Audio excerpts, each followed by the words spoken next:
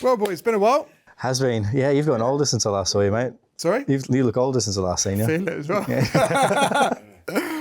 Yeah, no, it's been a bit of a busy summer for all of us, hasn't it, really? Yeah, here, there and everywhere. I mean, you've been doing quite a bit of like F1 hospitality stuff at Paddock Club, haven't you? And Yeah, I've been to a few of the rounds. Got a bit of racing in there. Did some driving last weekend at Donington. Did you get a trophy or something? I did. Yeah. Yeah. I did see it, honestly, I did.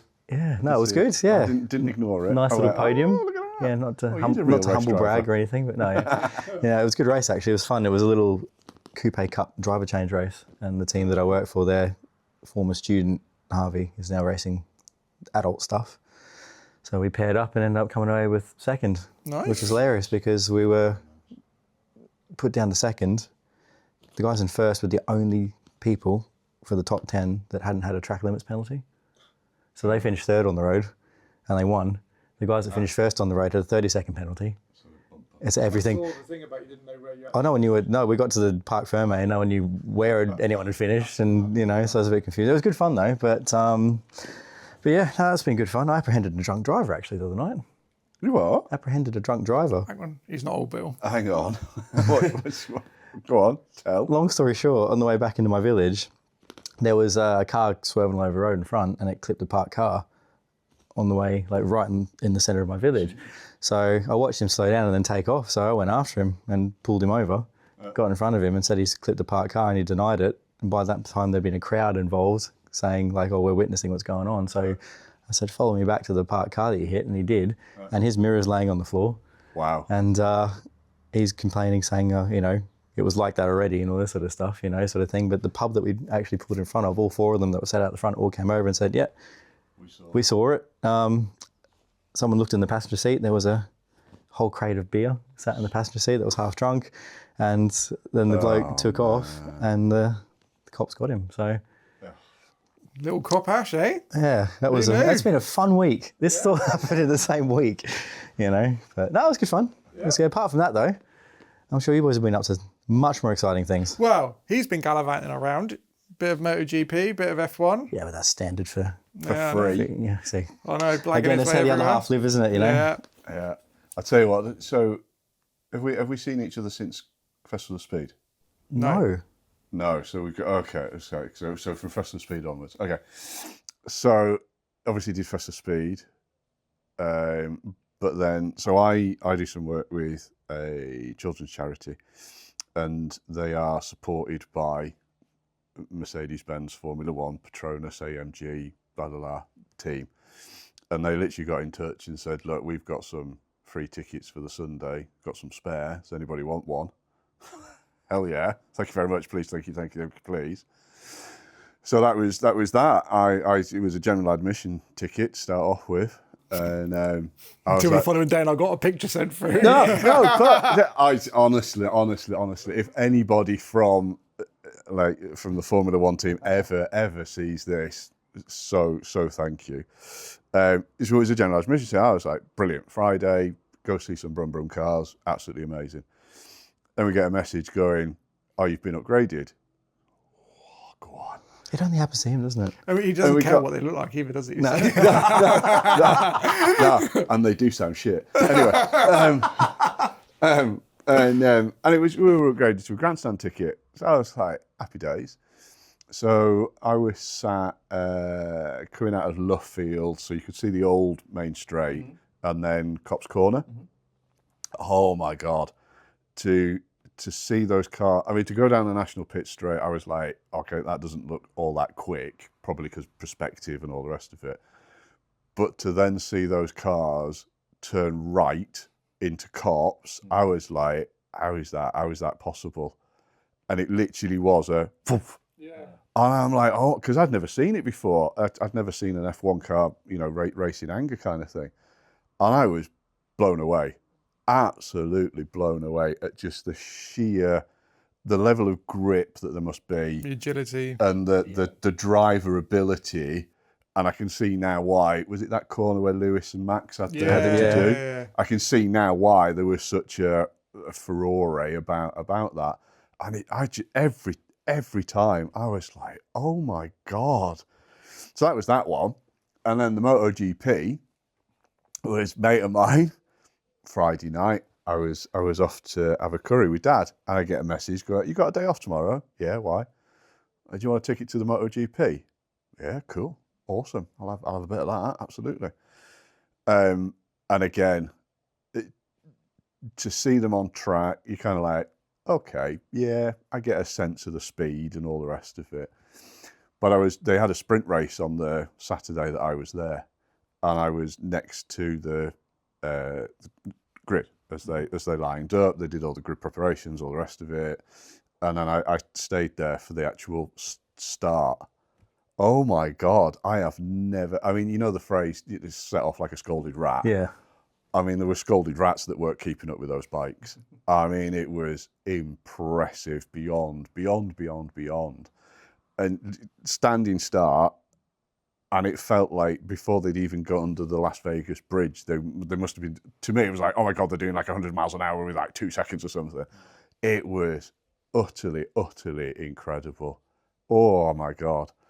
I love the aesthetics of bikes, but I still would never ever ride one. Scare the shit out of me. And after seeing that, I'm like, no way can I, no more convinced than. Well, it's funny how times change, because it's like, so my dad used to have a bike. When my granddad died, he took my granddad's bike. And then I must have been about, 8 years old? And I used to go on the back of my dad's bike.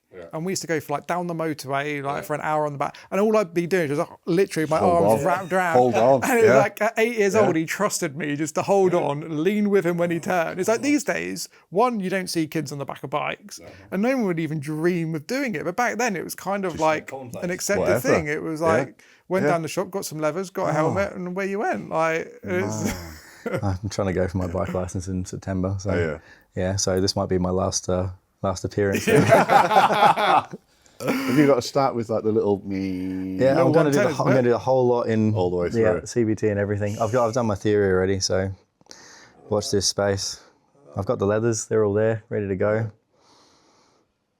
This might be my parting podcast. But when you think those bikes, what are they? 600-700 horsepower, something like that? Well, so CC they're 100. They're like 200 horsepower, something like that. Yeah. Okay. But that's quick enough for something that weighs nothing. Nothing. Yeah. And with the aero they've got now on there, and the way they feed the aero through as well. Yeah. Like that's what I spotted with the GP bikes. Because they had the Moto 3, Moto 2, and then the GP bikes came out. Moto 2 sounds most like you would hear like a screaming bike coming down the high street kind of thing.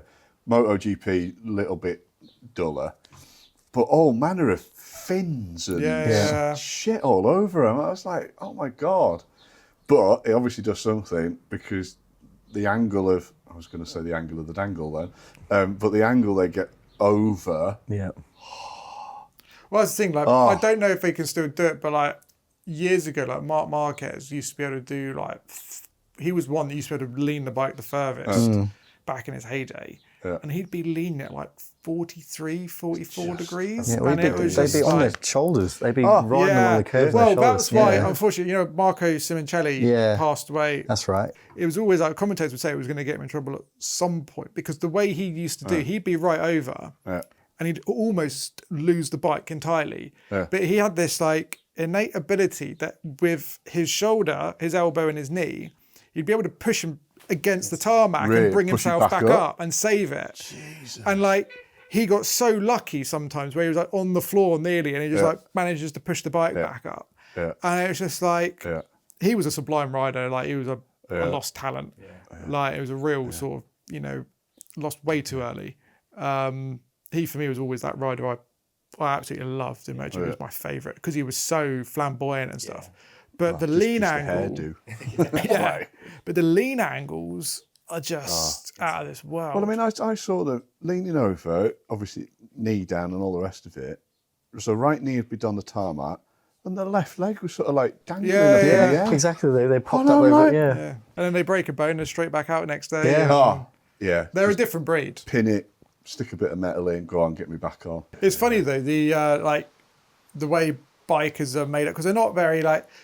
There are some F1 drivers that love the fame element of it and built like that. Yeah. And obviously, as we said, it's been a busy summer. So Goodwood Festival of Speed, obviously we were both at. Yeah. And I had a good chat with John McGuinness while we were there. And And he was like, because obviously he was being celebrated this year at Festival of Speed.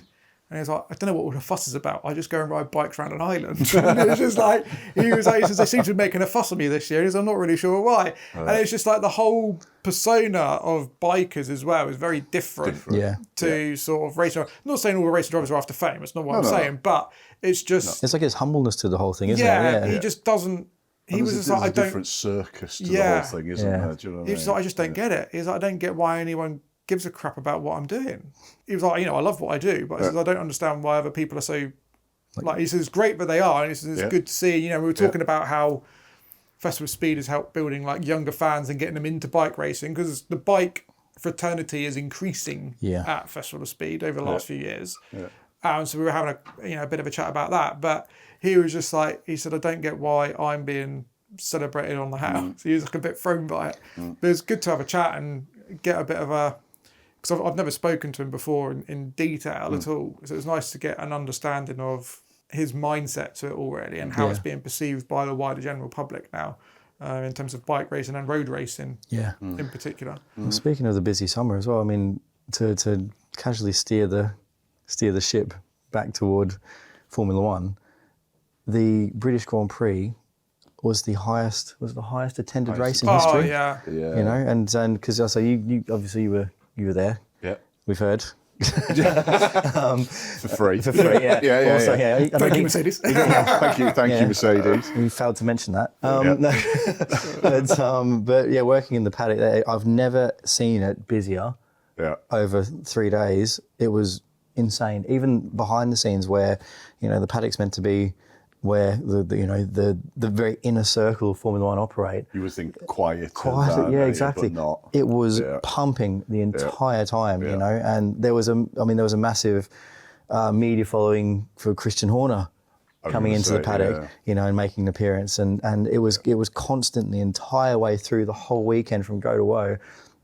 It's insane that the popularity of Formula One off the back of everything that's happened has never been bigger, but just seeing how many people are engaged with that and how much people are willing to spend money to be part of that.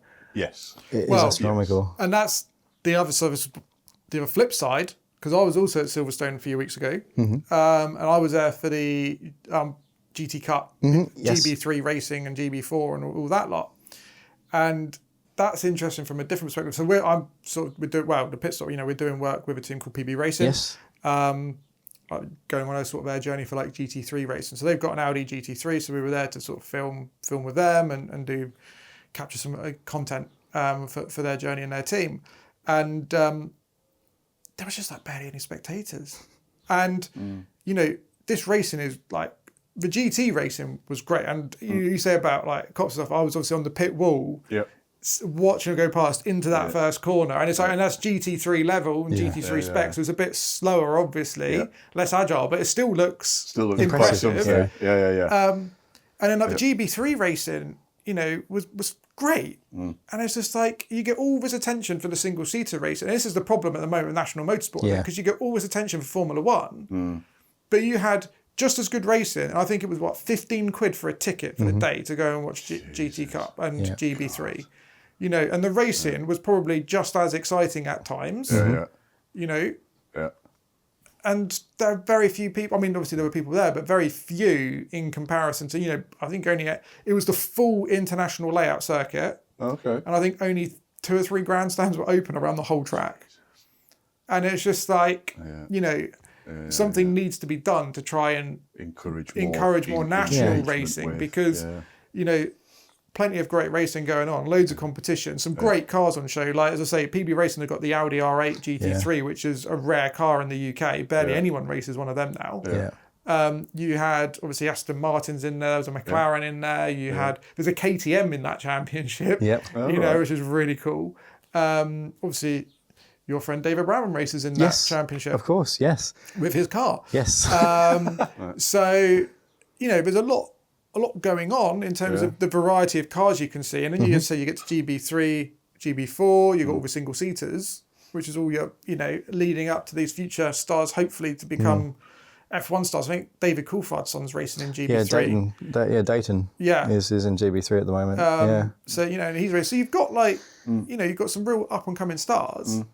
And then just very few people turning out to actually follow it. But even on a Grand Prix weekend, you see this. Even in the paddock, you see this. The F2 guys, the F3 guys that are racing on international levels will be wandering through the paddock with their champagne-drenched suit and a trophy. Nobody even bats an eyelid, you know, unless there were people there, because a lot of the F1 weekends with the F2 guys there, they've got their own hospitality and their own paddocks and stuff like that. So part of the stuff that I've been looking after has been the F2 paddocks stuff as well, which is a really interesting comparison, because you see how much even the yawing gap between F2 and F1 in terms of the interests and things like this. The people that are interested in F2, I love talking to, because they are diehard fans of racing, and they are there for the motorsport purpose, or they are genuinely following somebody that's up and coming, or they're involved with the team somehow through sponsorship or something like that. And the group of sort of, I guess, corporate hospitality or sort of super fans, I guess, of Formula 2, is a lot smaller, but they're so dedicated to following their guy. And we do a lot of sort of garage tours and, you know, sort of interviews and things with the F2 guys and the F3 guys, and they're personable, they've got time for everybody, they want to chat to the people. You know, there is this massive amount of engagement, which is kind of like, that's what motorsport's about. Is exactly what people are interested for. It was really interesting to see, because so with PB Racing, they treat Silverstone as their kind of flagship event. And I think they had, it was about like 40... Yeah, it was about 40 odd people they had with hospitality for them. So they actually had one of the Escapade departments. Yes. Did all hospitality there. And then they brought them down into the garage. And then so Peter Ursig, who's the sort of the main driver who owns PB Racing, he's partnered with Marcus Clutton, who's the sort of the pro. And they've got the Pro-Am pairing. But Peter then does like a garage tour with them and is like showing them around the car and stuff. I mean, you see the level of engagement of when these people are in the garage following their driving. You could see like the way they were following the TV screens when the race was going on and stuff like that. They're like so well bought into the action. Yeah. But you just kind of need to make that broader across a wider fan network, really. But yeah, be interesting. But I mean, we've been rambling now for the last 20 odd minutes. So shall we actually get on with the episode and crack on with what we're here to talk about? Your editing is going to be epic. I know, I know, as always. Do you know what actually got me about the Formula One? I got to tell it, because I was like, what? Got to do what? So obviously we turn up to tracks and we just park, because we get media parking or whatever. And I was talking to somebody else who was going to the Formula One on the Friday, and they were like, so where are you parking? I said, I'll just park at the track. It's just like, you what? I said, yeah, they'll be parking at the track, surely. Because I'd never been. So I was just like, I defaulted. Yeah. Oh, how innocent. You might want to have a look into that. And I was like, all right, okay. So I had a look. And I was like, £120 to park my car, plus what was in effect a £199 ticket. Yeah. I was like, holy fuck.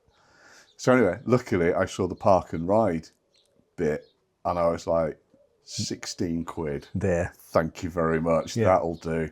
I was like, 120 quid just to park your car. And that's a stark difference with GT Cup. It was free. Yeah. And because I asked the team, I was like, where can I keep like my camera equipment and stuff? Like, oh, you can keep it in the trailer. It's all padlocked down and be safe. I was like, cool. Didn't need it. Because I managed to park right behind the cafe. So literally, I was like right up against the cafe, so I can leave my kit in the boot and come out to it. That's fine. I'm literally just about 20 metres away from the garage anyway. So it's just like a different world, isn't it? Mental. And it was free. Oh, it's insane, isn't it? Absolutely mental.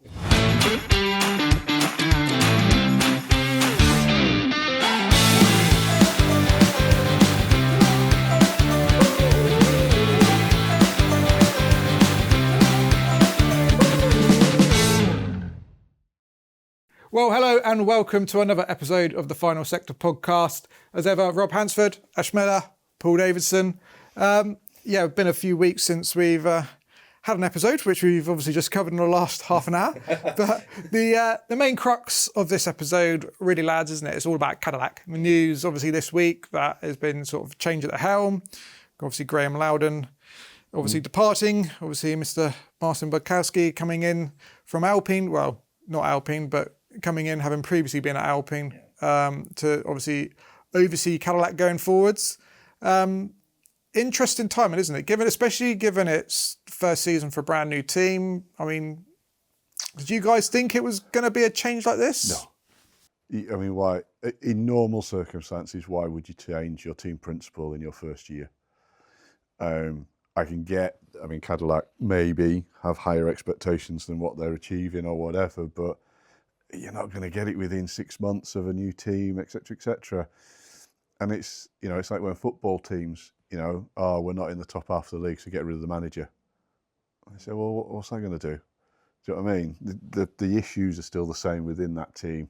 The problems that they're having will still be the same. And I mean, Graeme's got a proven history of, running Formula One teams. He's been in the World Endurance Paddock. Bit of a surprise. I don't get it. I don't understand it. I don't know why you would. But then it's Formula One, and then Formula One becomes a bit personal. So you wonder whether there's a personal niggle. And who's making what decisions and why. Yeah, it's an interesting time, I guess. But it's a very American thing to do, isn't it? To sack the coach, or sack the guy at the helm halfway through a season. It happens a lot in NFL, doesn't it? So I don't know whether that's just a cultural thing. Well, the argument Cadillac put forward when they sort of made the announcement that the way it was written was, well, Graeme Lowdon was there to help set the team up. He's got proven experience, like you said, like he did it with Manor Formula One team. But the intention was never for him to be there for the long term. However, it's contradicted by the fact that it's been sort of reported that he only found out literally a few hours before the statement was released. Yeah. Well, so if that was the case, you would think. I mean, because on the press release about the announcement, there wasn't even any quotes from Lowdon. From Graeme at all. Where normally, if it's like pre-planned, it'd be like, I'm leaving for blah, blah, blah, etc., etc. And there'd be a few words, and there wasn't. So it does hint that there was some kind of issue within the team. Also hints that he didn't even know it was coming. Yeah. Which is pretty crappy. It's going to be an interesting one. It'd be interesting to see how Cadillac kind of move on, because Budkowski was like, he's kind of a bit of an unknown quantity still, isn't he? Who is he? What's he done? Yeah, he's been around in F1 for a long time, but not with the capacity that anyone would really.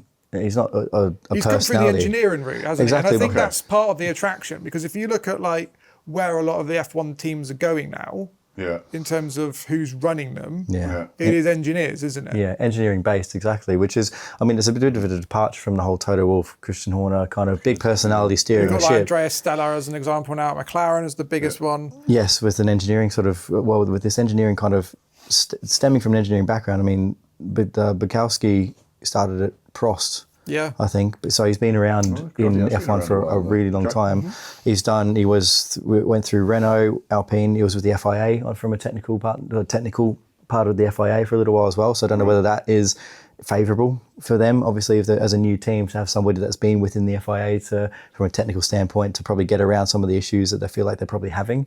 From that side of things. Well, that was always one of the seen advantages with Laura Mekies. Of course.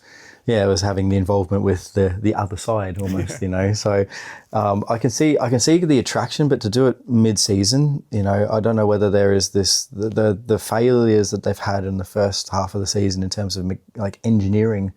They've been engineering failures where, they've shared the same power plant as a few other teams, that aren't having these issues. So you have to have a look back at the team. That's what I was going to say, is that part of it, because a lot of the issues, I mean, Cadillac seem to be having the same issue at most races this year, and that's brakes. Yeah. They can't stop the thing, and then the brakes fail. Yeah. And it's not like, we saw it at the first race of this season, I think, didn't we? Yeah. And it's just been a problem they can't get on top of. And it does lead to question of, like, why can't you sort your brakes out? Why is it a recurring problem?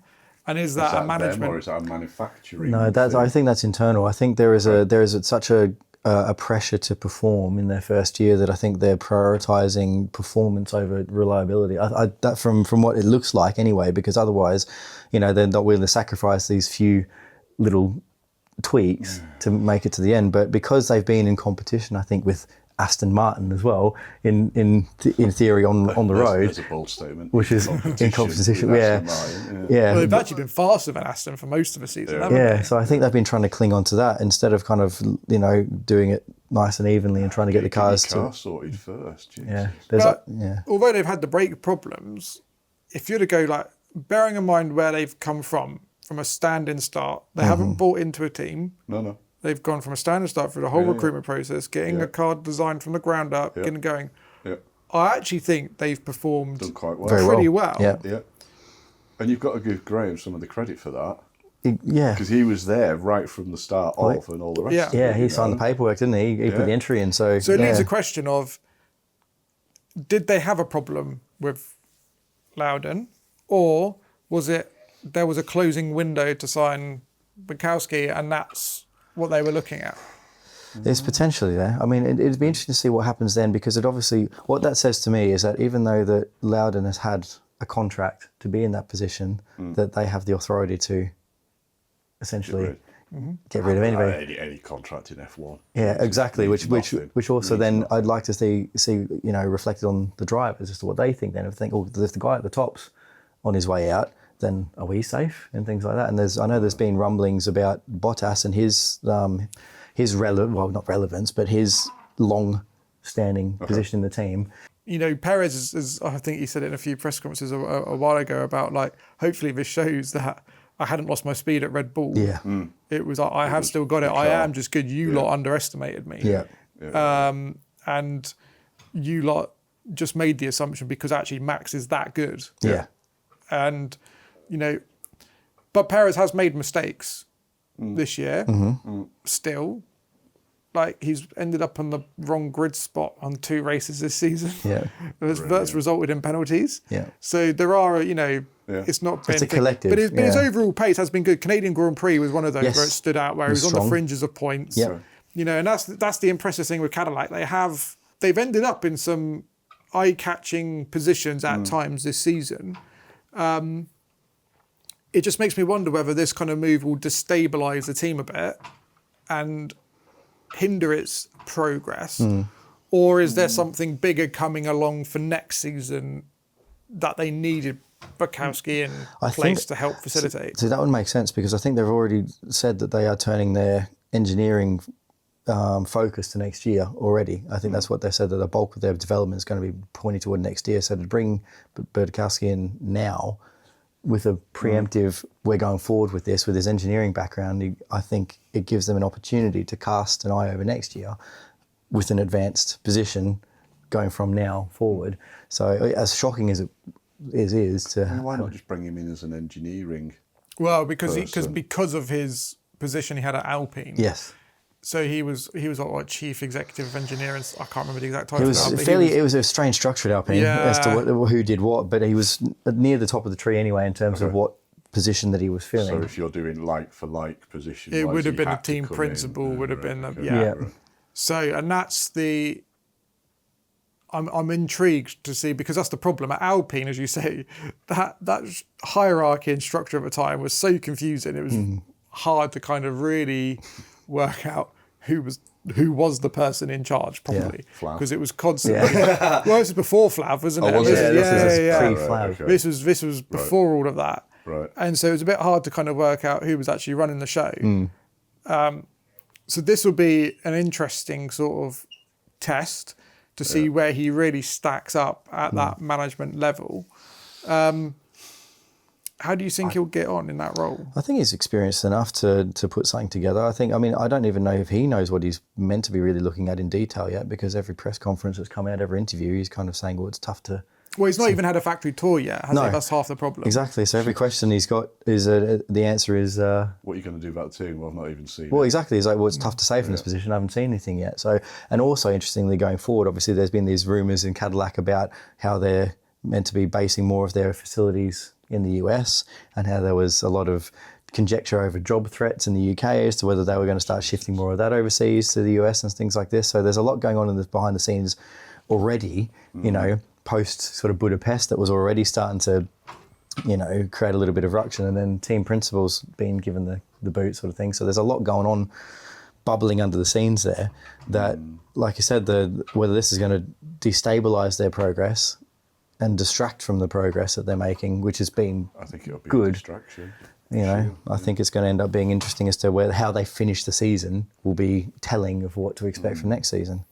Yeah, and it'd be good to see them progress closer to the field. Yeah. I mean, I don't think anyone's expecting them to suddenly be a midfield runner next year. It's going to take several years before they start to make progress. Is Budkowski the person to do that? Well, wait and see, I guess. Well, yeah, it's hard to tell. I mean, as an engineer, he might get the car in a position to do that.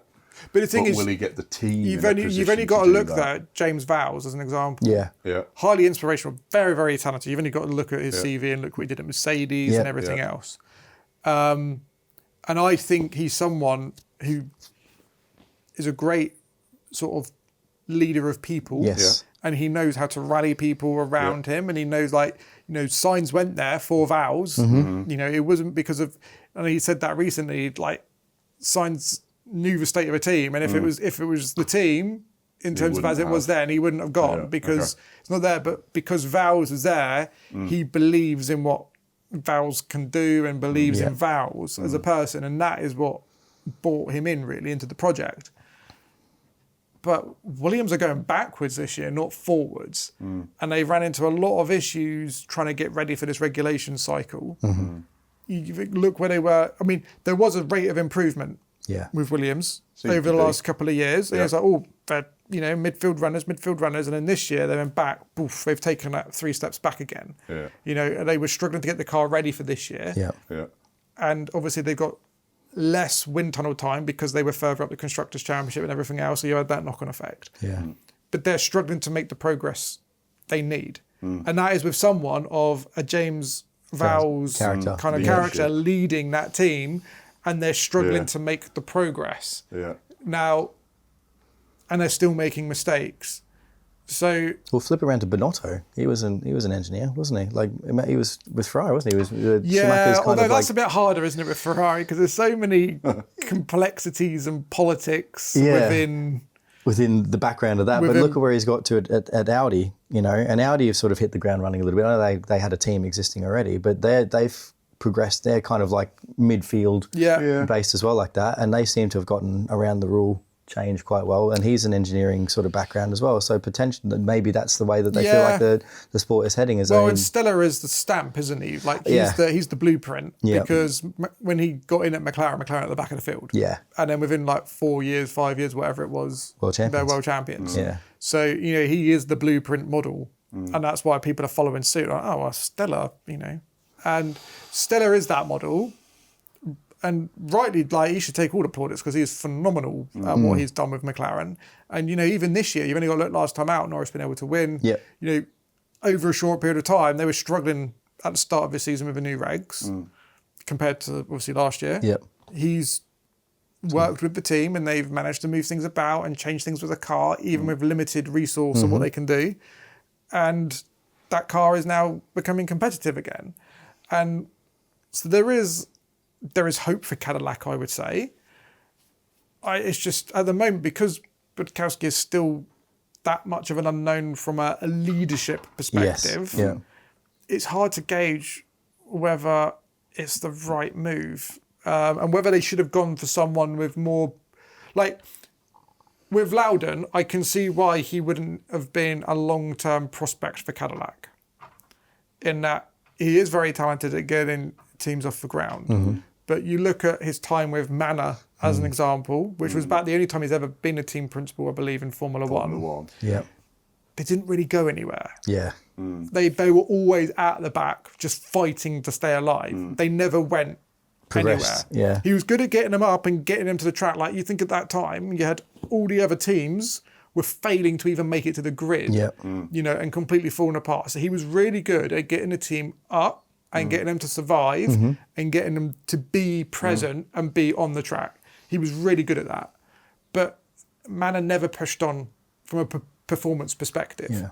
So I can see why Cadillac might be looking at going, well, he's not the right person to take us And I can forward. get that at the end of a season. Well, that's what I mean. That's why it's weird timing as to I mean, either run the two of them together. Yeah, transition. Do you know what I mean? So you get the best of both worlds almost. But yeah, that's why to me I wonder whether either there's been a big falling out somewhere, or whether there was a finite window to get Budkowski, and they had to step it up. Well, we need him. Yeah, well, his discussions went all the way to the top of GM as well. Like he was talking to them all the way to the top as well. So whether they, he's had to kind of go in and fight for his terms, and part of that is immediate start at the role that he wants if they're genuinely after him. But the conversations went all the way to the head of GM and stuff like this. So it's not like it was kind of even just centric to the Formula One side of things. It went company wide, So and it's also interesting that there's other people out there on the market. Yeah. Christian Horner being one of them. Yeah. Wow. But that's kind of a poison chalice, isn't it now? A little bit, yeah. Because, I mean, it would be sensationalist, I think, if he came back in again. He's obviously got a proven track record. But again, it comes with a bit of a caveat, doesn't it? But I'm probably going to sound like a bit old-fashioned, maybe, old-schooly. But I like the Christian Horners, the Toto Wolffs. I like that style. Of management. And leadership. And that to me is... Because Formula One team principals, they are in front of cameras, they are in front of investors and sponsors and boards and all that sort of stuff. And as an engineer, if you turn up with a load of facts and figures, no one can really connect with that. No. Do you know what I mean? But if you're in those high pressure situations and you put that personality in front of, people suddenly warm to, suddenly people buy into. Yeah. And I mean, we've probably all seen the videos of, when Toto stands at Brackley and he's got, 150, 200 people stood in front of him, and they're all intensely listening to him. Yeah. Every word that man says.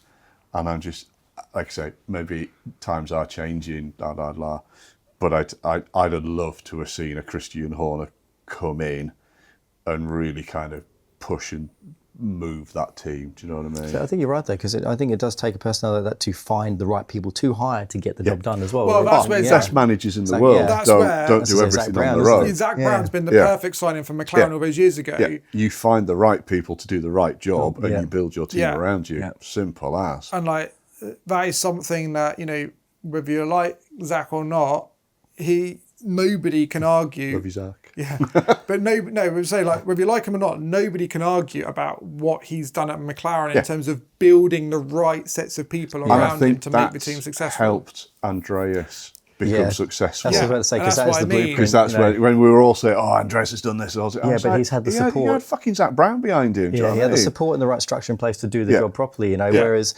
flip side of it, Adrian Newey.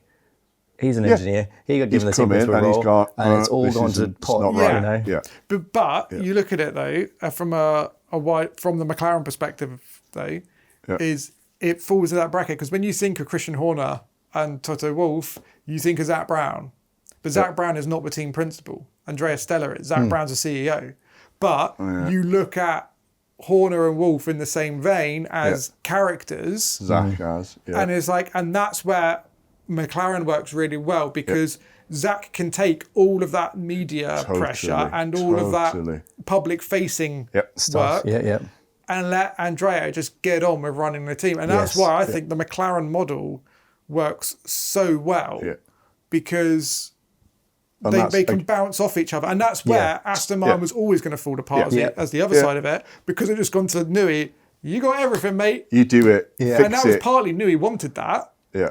But then he's never been a public-facing individual. No. And it's very much not. And obviously, step back, Mike Cracker's now running the team. But when do you see Mike Cracker anywhere, really, on camera? They don't really have anybody that's running the team in a forward-facing, media-facing. You generally find the James Vowles and stuff like that. Those teams have got connections in terms of connect with people. They're the personalities of the team. They drive everything forward. The technical personnel then fall under that to push the team forward. When you've tried to get a technical brain. So I think that structure will end up being implemented. Yeah. Which means Cadillac have got it wrong. Well, but this is the thing. It's not that Cadillac have got it wrong. It's just Cadillac still isn't even there yet, which is why actually an engineer might be the right person to have. Because Dan Towers is the current CEO. That's right, yes. He can take some of that and become more... He's not been visible, but he can become more visible if needed, I suppose, and let sort of Budkowski just to get on with it and get the team shaped. And it is potential, but they're now seeing that actually, right, Lowdon served a purpose. He got us up and going, but now we need to focus on the car and we need to make this better.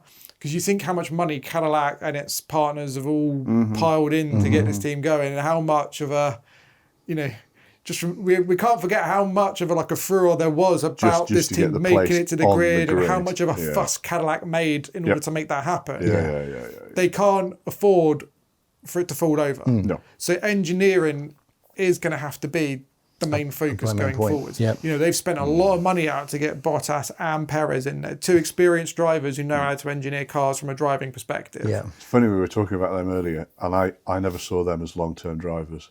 No? I literally thought... as temporary drivers. One or two seasons at most.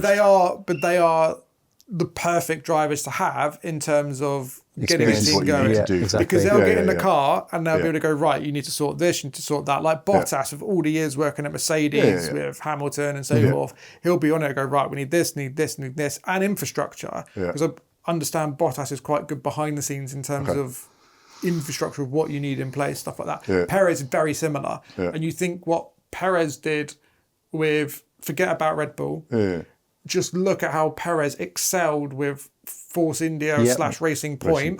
Small team, small budget, overperforming all the time. He is an ideal driver to have when you're that kind of team. He's been phenomenal at that all the way through his career. So I think they've got the right driver pairing, and both of them have got enough nous and experience to be able to go, right, you need to sort this, you need to sort that. And I suspect a lot of the administration side of it, Lowdon has sorted and got into place. And I think it could be that Lowdon just didn't have enough of the engineering nous to go to be able to push that element further. But I was trying to, I was sat there thinking, like last night, of in preparation for this, of who would you, if it wasn't Budkowski, because for me, I'm up in the air because he's not proven as a team principal. And he is one of those guys, he has a lot of experience from an engineering perspective, and he's worked with several teams in F1, but none that have ever really won anything. What I think this is, though? I think one of the opportunities he's got here is Cadillac is not shy about the budget that GM has got available for them, which is, I think, it puts him in a unique position for him, because every team he's worked with so far, Prost obviously didn't have the budget. Prost didn't have budget from day dot. And then he worked through Renault, and Alpine, whose budgets have always been a little bit iffy in terms of where their money's coming from. And it's never been a clean structure when it comes to, okay, we've got budget to do this and we can put this in place. This is the first opportunity, I think, that he's had working with an F1 team that goes, you know what, we've got the money. You've got 20 years or so of know-how. Like this, it could, now that he's got the option to not have to worry about where the money's coming from, it could actually come to fruition as well. It could be. Because it's a bit of a unique situation for him and his experience as well. But because he's such an unknown at that level in terms of, running a team, and especially a new team, and building them into being a midfield team, I was sat there wondering, who else was on the market? Who else would you actually be able to bring in? And I've been struggle to think, actually. Literally, that's what I mean. I've been racking my brain, and I'll do it. I'll have a go. I'll have a go. You pay me $5 million, I'll sort it out. No problem. But I've been struggling to think of anyone with a strong CV in F1 that would go. Yeah, go on then. Well, then think outside then. Think about Le Mans. Think about these teams. Who else could you bring in from there? There was one person that sprung to mind and he won't do it. Bring Gunter back. No. Yeah. He's too embedded in MotoGP now. Yeah. But he has said he's open to possibilities. Yeah, but he wasn't the individual I was thinking of, if you were thinking outside. The only one that really cropped to mind is only because there's still a question mark about their future plans, being Philip Sano, who obviously runs Alpine. Signatech, Signatech is a team that runs the Alpine in the World Endurance Championship. Obviously, they've been talking about there's likely going to be a partnership somewhere. Potentially BYD is on the table last I heard. Yeah. But if that doesn't come to fruition and they never get another manufacturer to partner with for Le Mans, for the World Endurance Championship. He was someone that I think actually would be an ideal candidate to slot into a team like Cadillac. You know, he's got engineering background, hasn't he? So him coming in could work.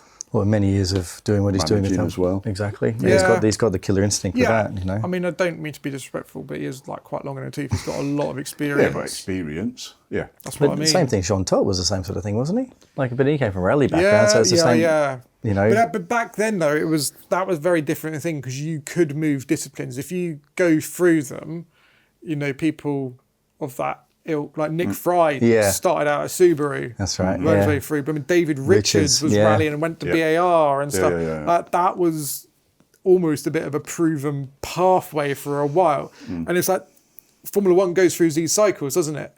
You've got these people where it was rallying becomes F1 team principal down the line. Yeah. You then had your Toto and Christian, who were failed racing drivers that then became team managers as their way to keep involved in motorsport. Yeah. And now the new cycle is engineers becoming team principals. And I think it's partly because of how complex cars are getting. I think you need to have a knowledge of, a working knowledge of how these cars operate and how they're put together. To manage a team? To get the most out of them, not to manage them, but to get the most out of them. I think so. Yeah, no, genuinely. I think even from the perspective of, you know, like say it's a very small scale sort of thing, but when we're working with the junior categories with the motorsport stuff, having active knowledge on how the cars work, A, from engineering perspective, but B, but what the drivers are also chasing, helps you to then. Oh yeah, I mean, I get that from a coaching point of view. Yeah, but even from a development point of view, you know, one of the teams that I work with, I've got a role as the coach, but also on race weekends just to help to steer, you know, the team in a direction of where do we go with setup, what are we aiming for the race weekend, and then developing the team as to what to focus on going forward. Start doing a little bit more of that role as well, because when you sat there on a race weekend, when you're sitting there as a former driver, or when you've been involved with that side of things and the engineering side of things as well, and setting up the cars, you have a broader perspective on where you're trying to get the team to head, and you try and put yourself in the position of the drivers and get the appropriate feedback from the people that are involved with the team to then go, okay, we can make some decisions here to push things in a certain direction. So like I can see where that makes sense, but of course, you know, that's a Citroen Saxo, so engineering on those is a bit different to a little bit, only a couple of steps removed, you know. But but obviously then that hikes up the need for somebody with an engineering background to really wrap your head around exactly what you're meant to be chasing out of the cars from that perspective. Whereas Graeme was that as well when we come to setting up the team. He has that perspective, but I think Philippe has a nice blend of the both, and the experience to be able to do that with Alpine. Yeah. I mean, obviously, I think that's a highly unlikely move. Yeah. Or does he know that? Should we call him? Yeah. Should we put it to him? I've got him on speed dial. Yeah. He's obviously still chasing, you know, manufacturer entry for WEC. Yeah. He's completely understandable. That car, the A424, is a decent car in the WEC. Yep. That car will still be available. They'll just have to re-homologate it under a new chassis name, which they'll be allowed to do if they have manufacturer backing. Yeah. But obviously he can't run the team out of Signatech because he doesn't have the budget to run it without manufacturer support. So, you know, for all intents and purposes, that is kind of pie in the sky thinking, dreaming. But he's the only one, though, at the moment you think would do the job. Be able to really do the job properly. That kind of might be available, if that makes sense. Strange things happened. You go Cyril Abiteboul would be another name you put out, but then he's so ingrained in Hyundai now, and obviously he's not a team principal. He is what is he now? President of motorsport at Hyundai. So he's overseeing the rally and he's overseeing the world endurance stuff. He's, you know, obviously he's got a vision for potentially wanting to do Formula One at some point with Hyundai or Genesis. You know, because that has been spoken about in the past. So he's completely out of the question. So there's not many people actually available that could come in and do it. I mean, Christ, the only other person you could think of who's retired would be Franz Tost, but he's not going to want to come out of retirement to do it, you know. And I think Cadillac needs someone. Claire Williams. Yeah. Well, yeah, but she's been out of the game for so long now. I think you need someone of current. Yeah, well, and that's the thing is you're a new team, you're trying to push up. You don't want someone too experienced in terms of they've only probably got a few years of their working life left before they decide to hang up their hat and retire off anyway. Like you want someone who's experienced enough to have done the job in the past, but not so long in the tooth that they're going to not stick around for the development of the project. Drive. Yeah. Jesus. And that's a hard That thing. is a hard niche to find. Is this you again, is it? Are you, It's me. Yeah. It's me. That's, Not with his knees, or his eyes, or his back. Well, he just needs to take the chair with him. I can run a Formula 1 If he started sitting team up from properly this. like his chiropractor told him to, he'd probably get it. I need to go back to her. And he's been manipulated. When we get back to Cadillac, it'll be interesting to see how it works out. I hope it works out because it's been nice to have Cadillac on the grid. It's been nice to have a new team. It'd be nice to see them being more competitive. As we said earlier, whether Bottas and Perez will stick around long term. They desperately see an American F1 driver drop into that, and I know Colton is the one that they're trying to develop, but I don't know if. I'm not sure. I don't, and He's from not had a glittering F2 career. No, but from bits and pieces that you hear, in and around, the background of stuff. I think there is somebody else that they've got on their radar that they've have preliminary signed. That's got an American passport, I guess, American flag on their suit, which would tell me that the confidence in Colton is not there. Or they're trying to give him a kick up the arse. Nothing says do a better job than we've got somebody else to do your job. Exactly. Yeah. And just generally, I think the flourish that I think was originally intended, for Colton in the seat. He's doing a good job for testing, and he's enjoying that part of testing. But it just doesn't seem like he's doing enough to put himself in the frame for a full-time ride. Super license points, all that sort of stuff. At the moment, if you're that, I don't think Cadillac are that desperate to have an American driver in right now. I think they not will immediately. be. No, I think they will be once the car is competitive, better and more competitive. Yeah. But in terms of American drivers, I'd say in terms of there's some fast American drivers out there. But in terms of being ready for F1, you think a lot of the drivers are in IndyCar. Yeah. Yeah. And I don't think there's many in there that have actually got, because you only look at Alex Palou when he's been doing the stuff with McLaren. Yes. He's also been quite a way off the pace. Mm-hmm. So I don't think there's anyone quite ready to step up to or step across to F1 from IndyCar at the moment. You'd have to have a lot of development, and also you'd have to be hungry enough to want to do it as well. On the flip side of it, You look at drivers that have gone in and won races in IndyCar that have been F1 drivers in recent years, like Roman Grosjean, Ericsson, Takuma Sato. They never, with all due respect to them, they are good drivers in their own rights, but they never exactly set Formula One alight, did they? And that's, there's always going to be debates because cars are different, this, that, and the other. Until you put them in a car, you'll never really know. But there's also the argument that you put these drivers like Colton Herder, like Alex Palou, into an F1 car. It's on a Friday free practice session where if they crash the car, then they've stuffed it for the driver they're replacing for that weekend. So they're never going to be going balls to the wall, trying to get every tenth out of it because they're like, I don't want to crash this and ruin Norris's weekend or crash it and ruin Bottas's weekend or whatever. So there's that element you have to take into account as well.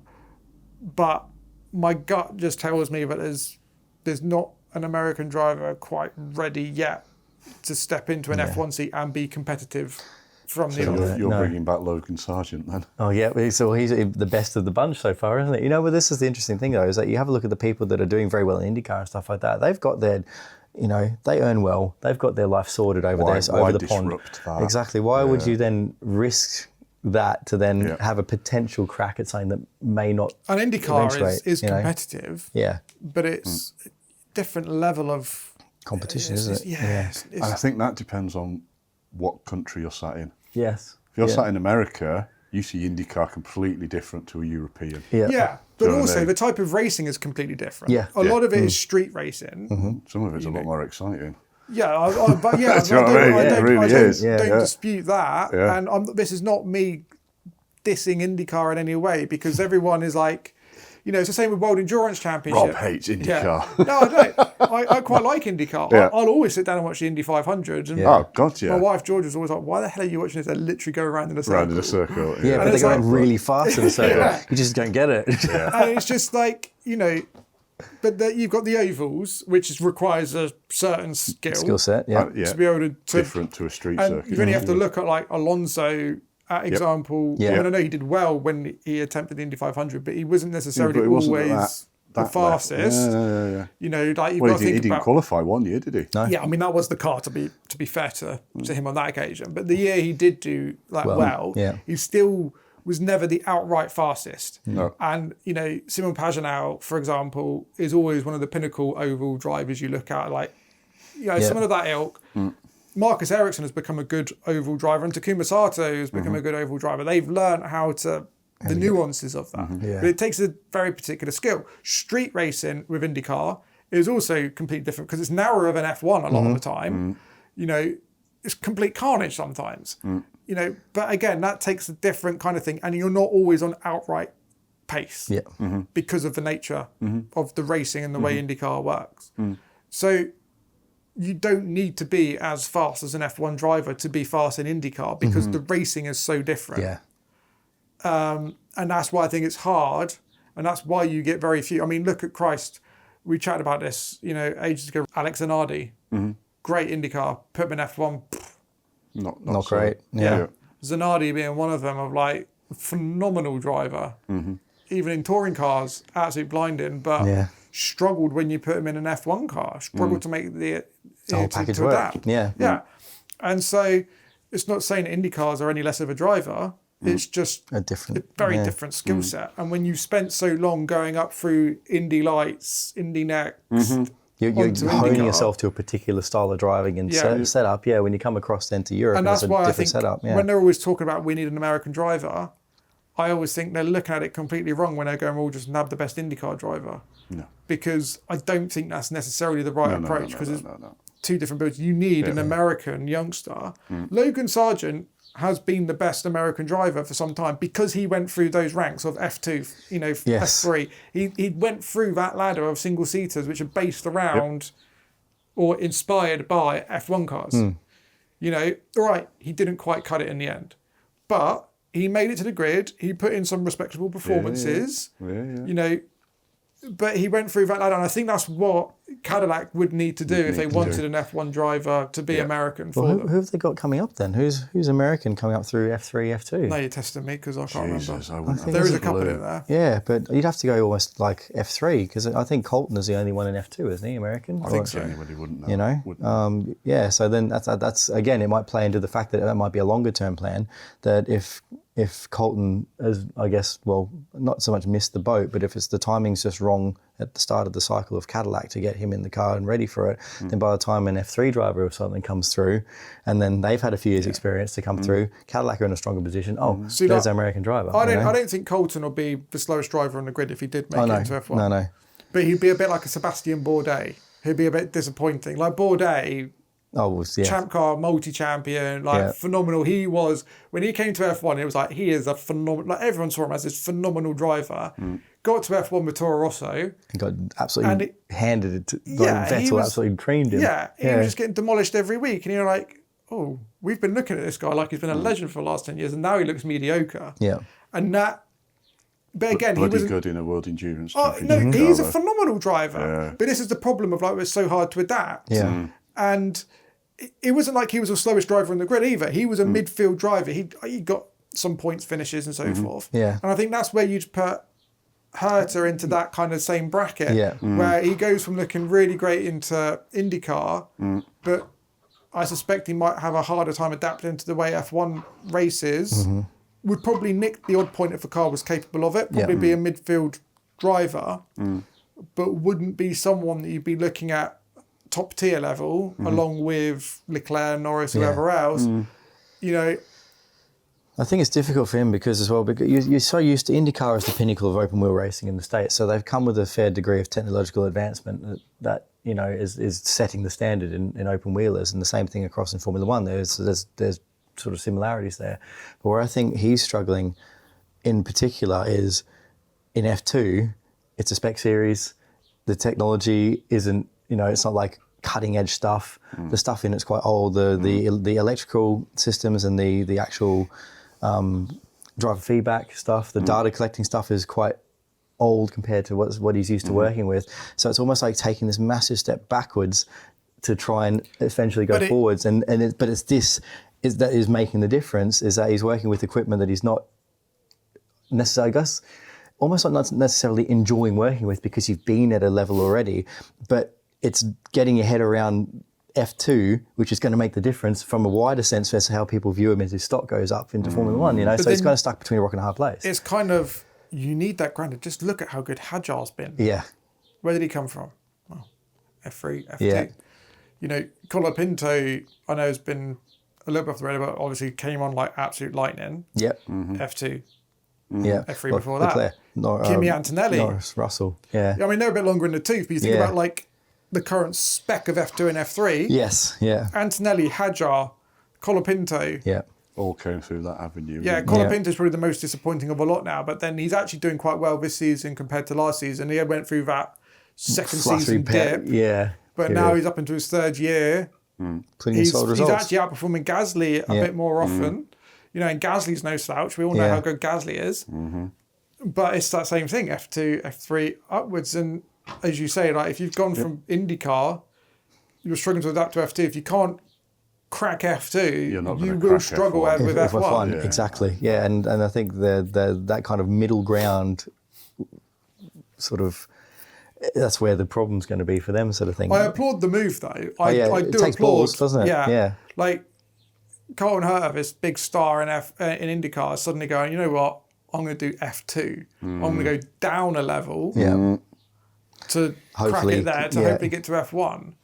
And I think what it's proving, though, is that, I mean, we're getting way off topic, but I think what it's proving is that F1 does sit in a different place to IndyCar. Yeah.